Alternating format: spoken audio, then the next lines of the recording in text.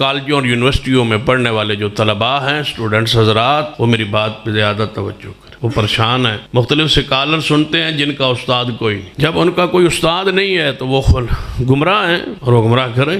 سن لیجئے، سب سے پہلے بات، جس سکالر کو آپ سننا چاہیں سنیں، ہم روکتے نہیں ہیں، ٹوکتے نہیں ہیں، لیکن سننے سے پہلے یہ سمجھ لیں کہ اس بندے کا، اس سکالر کا نظریہ کیا ہے، اس کی بنیاد کیا ہے، اس کا استاد کون ہے، یہ کہاں سے آیا ہے، اس کی سند کیا ہے۔ دین سند کا نام، وہ اپنے استاد کو بیان کرے۔ سامعین محترم، آپ نے سید سبطین شاہ نقوی صاحب کا ایک کلپ سنا ہے جس کے اندر وہ طلباء کو، اسٹوڈنٹ کو مخاطب کر رہے ہیں کہ آپ سوشل میڈیا کے اوپر مختلف اسکالر کو سنتے ہیں اور یہ ان کا نہ کوئی استاد ہے، نہ کسی مدرسے سے پڑھے ہیں، نہ ان کے پاس کوئی سند ہے، اور یہ خود بھی گمراہ ہیں اور تم لوگوں کو بھی گمراہ کر رکھے ہیں۔ تو میرا بڑا ہی ایک میں مہذب طریقے سے ادباً شاہ صاحب سے یہ سوال کر رہا ہوں کہ شاہ صاحب، یہ کہاں پہ لکھا ہوا ہے کہ جس آدمی کا کوئی استاد نہیں، وہ اگر دعوت و تبلیغ کا کام کرتا ہے تو گمراہ ہے، اور اس کی تبلیغ اگر کوئی سنتا ہے، سن کر اس کے اوپر عمل کرتا ہے تو وہ بھی گمراہ ہے؟ یہ آپ نے کس حدیث کا ترجمہ کیا ہے، کس قرآن کی آیت کا ترجمہ کیا ہے؟ یہ کہاں سے دلیل لی ہے کہ بغیر استاد کے جو انسان تبلیغ کرتا ہے، بغیر استاد کے تبلیغ کرنے والے کی جو تبلیغ سنتا ہے وہ گمراہ ہو جائے گا؟ مسلک اہل حدیث کے اندر سینکڑوں کے حساب سے ایسے علماء ہیں جو ایک ایک سال، دو دو سال، تین تین سال لا کے مدارس سے بھاگے ہوئے ہیں، لیکن آج وہ ان کا ایک نام ہے، سٹیجوں کے اوپر لچھے دار تقریریں کرتے ہیں، وہ جو رٹے رٹائے واقع ہیں وہ لوگوں کو سناتے ہیں اور مختلف قسم کے شعر تیار کر کے لے آتے ہیں، سٹیج کے اوپر سناتے ہیں۔ اگر ان سے کوئی علمی مسئلہ پوچھ لو نا، علمی مسئلہ پوچھ لو، سوال ہی نہیں پیدا ہوتا بتا جائیں، تو آپ کہتے ہیں کہ مرزا گمراہ کر رہا ہے لوگوں کو۔ تو سرکار، میری ایک آپ سے گزارش ہے کہ ڈگری تو، مدرسے کی ڈگری تو ڈاکٹر ذاکر نائک کے پاس بھی نہیں ہے۔ ڈاکٹر ذاکر نائک بھی میرا خیال ہے کسی استاد سے، کسی مدرسے کا فارغ نہیں ہے، اس کے پاس بھی سند نہیں ہے۔ تو یہ فتویٰ ذرا اس کے اوپر بھی تو لگائیں، پتہ چلے۔ اس کے ساتھ بیٹھ کے تو آپ پکچریں بنواتے ہیں، اس کے ساتھ ملاقات کرتے ہیں، اور جیلمی صاحب آپ کو گمراہ لا کر رکھے ہیں، گمراہ کر رکھے ہیں۔ اور پھر یہ کاغذ کا جو ایک ٹکڑا ہے، کاغذ کا ٹکڑا، کاغذ کی سند،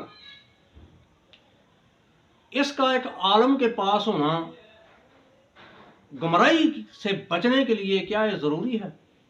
یہ اللہ کے نبی نے کیسا حدیث میں فرمایا ہے کہ جس کے پاس کاغذ کا ٹکڑا نہیں ہوگا اس کی تبلیغ نہ سنو، اس کے پاس نہ بیٹھو، وہ آپ کو گمراہ کر دے گا اور خود بھی گمراہ ہے۔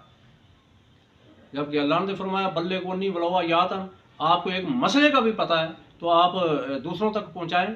آپ دعوت و تبلیغ کا جو سلسلہ ہے کیوں صرف مولویوں تک محدود رکھنا چاہتے ہیں کہ مولوی اس کے ٹھیکیدار بنے رکھیں، مولوی بیان کریں، مولوی سٹیج سنبھالیں، اور دوسرے کسی کو کوئی حق نہیں ہے کہ دعوت و تبلیغ کا کام کرے؟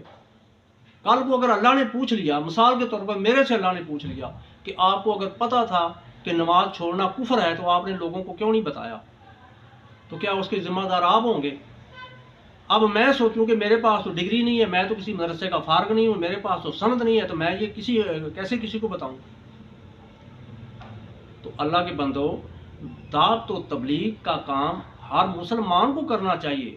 ہر مسلمان کا حق ہے کہ جتنا اس کے پاس علم ہے وہ علم لوگوں تک پہنچائے۔